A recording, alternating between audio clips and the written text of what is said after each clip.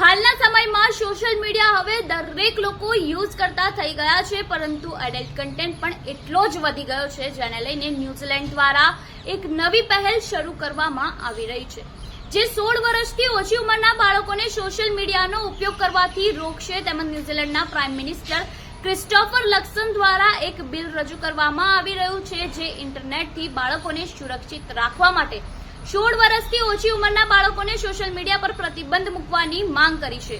તેમજ દુનિયાભરમાં ઘણા દેશોમાં બાળકોની શારીરિક અને માનસિક આરોગ્ય માટે પણ અનેક પ્રશ્નો ઉઠાવવામાં આવી રહ્યા છે, જ્યાં બિલમાં રજૂ કરવામાં આવ્યું છે કે સોશિયલ મીડિયા પ્લેટફોર્મ પર યુઝરની ઉંમર વેરિફિકેશન કરવામાં આવશે. જો કોઈ 16 વર્ષથી નાની ઉંમરનો બાળક સોશિયલ મીડિયા ઉપર જોવામાં મળશે તો કંપનીને $2 મિલિયન ન્યૂઝીલેન્ડ ડોલરનો દંડ ફટકારવામાં આવશે.